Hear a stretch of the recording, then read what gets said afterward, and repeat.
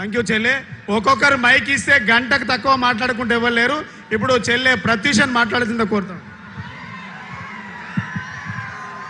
జై తెలంగాణ, జై తెలంగాణ.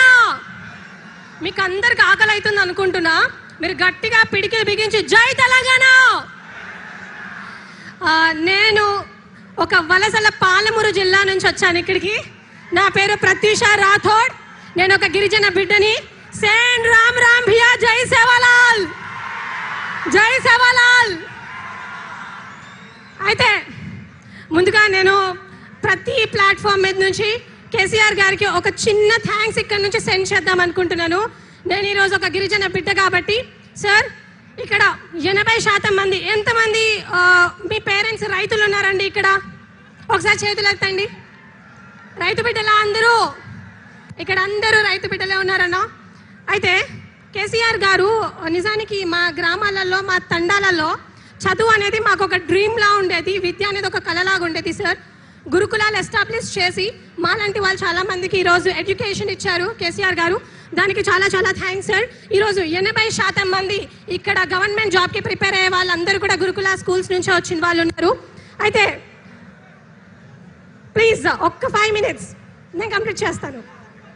అయితే ఈరోజు చాలామంది మా పేరెంట్స్, మా తల్లిదండ్రులు ఎవరైతే ఉన్నారో వాళ్ళు మిరప తోటల్లో పనిచేసి రూపాయి సేవ్ చేసుకొని మా కోసం చదువుకోండి అని చెప్పి మమ్మల్ని ఇక్కడికి పంపిస్తుంటే రేవంత్ రెడ్డి గారి సర్కార్ మాత్రం ఎటువంటి జాబులు, ఎటువంటి నోటిఫికేషన్స్ ఇవ్వకుండా మమ్మల్ని మభ్య పెడుతూనే ఉన్నారు. అయితే నేను ఒక చిన్న విషయం చెప్తాను సార్.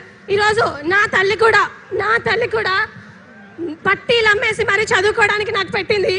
సో ఆ దయ వల్ల నేను ఇక్కడికి వచ్చాను. ఇక్కడ ఎంతో మంది పేరెంట్స్ చాలా కష్టపడి చదివించుంటారు. So I just want to of course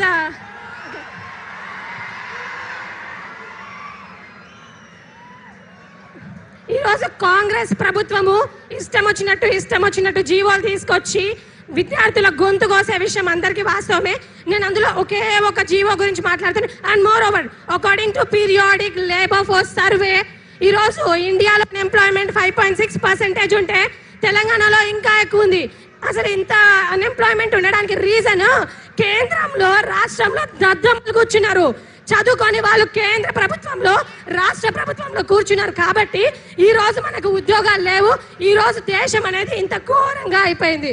నేను ఒకటే విషయం చెప్తాను అందరికీ. ఏజో రాహుల్ గాంధీ ఎవరైతే ఉన్నారో పెద్ద మీటింగ్లకు పోయి మస్తు పెద్ద మాటలు మాట్లాడతాడు. బీహార్ ఎలక్షన్స్కి వెళ్ళి అక్కడ నేను కేంద్రాన్ని స్లామ్ చేస్తున్నానని అన్నారు.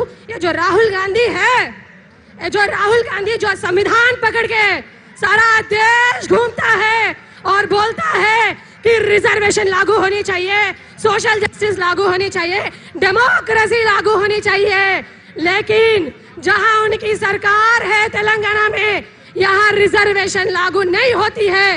अगर यहाँ कोई भी उनके हक के बारे में ऊंची आवाज से कुछ पूछता है तो पुलिस उन पर लाठी चार्ज करती है.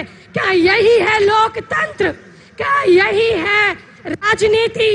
Sir Rahul Gandhi ji, I am requesting you, आप राजनीति कीजिए लेकिन हमारे नेताओं से कीजिए, हमसे नहीं.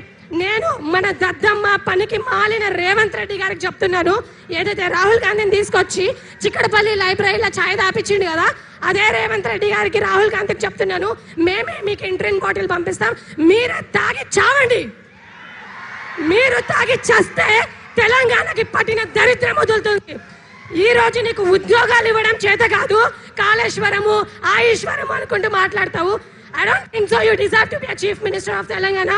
అండ్ మోర్ ఓవర్ సార్, మా వలసపేట పాలమూరు జిల్లా గురించి కూడా నేను ఒక విషయంలో ఫినిష్ చేస్తాను సార్. అండ్ నేను స్కూల్కి వెళ్ళే టైంలో sir literally there is no proper road, there is no water facility. But మా సీనన్న ఇక్కడెక్కడ కూర్చున్నారు, గ్రేట్ థ్యాంక్స్ టు సీనన్న లేకపోతే నిజంగా నాలాంటి విద్యార్థులు చాలామంది చదువుకోవడం ఇబ్బంది అనిపించేది సార్. అండ్ చాలా మాట్లాడాలనుకుంటున్నాను కానీ I don't have much time. Anyways, thank you for giving me this opportunity.